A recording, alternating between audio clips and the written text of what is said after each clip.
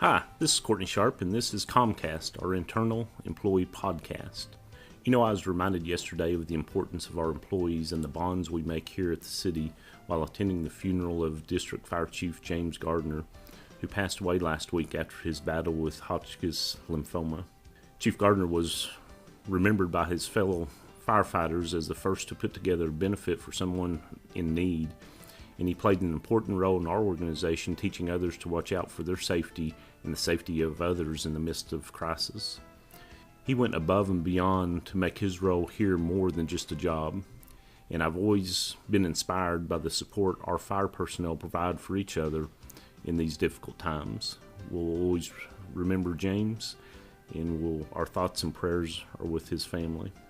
On Monday, we had the opportunity to say goodbye to three longtime City Council members, Mayor Wes Perry and Councilman John James and Michael Trost.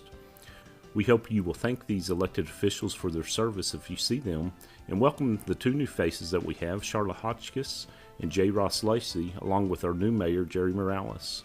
Both the outgoing and incoming council members have told me that they are very impressed with the caliber of employees we have here at the city and continue to acknowledge that you are the real reason the city continues to function.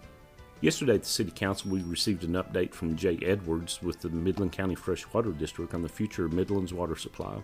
Clearwater Ranch is our latest project and is expected to provide an additional 40-year supply on top of the 40 years we gained from the T-Bar project that was completed last summer.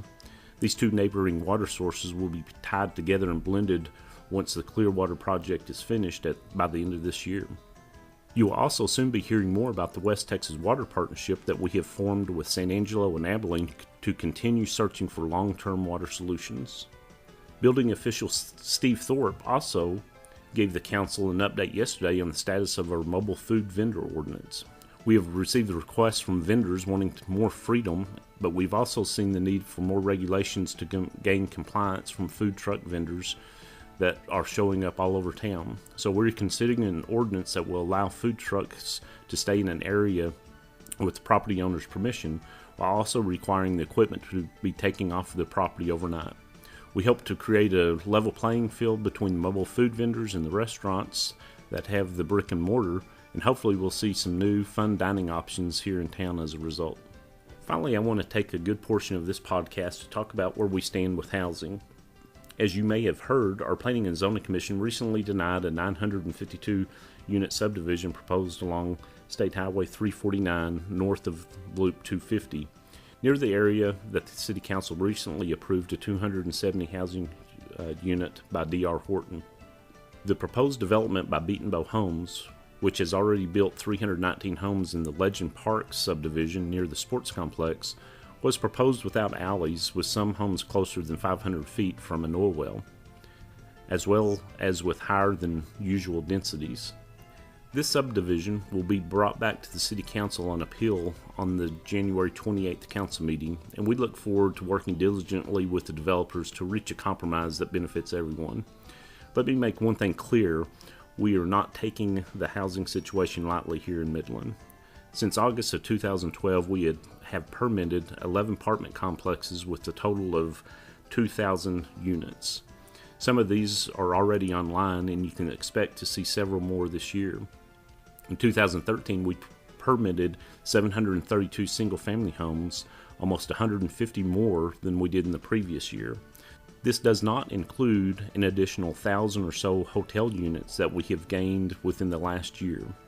While these decisions are ultimately left up to the elected officials, we know that it's important to bring quality housing projects to Midland and to let the free market do its job to control prices. As former Mayor Wes Perry has said, bigger is not always better.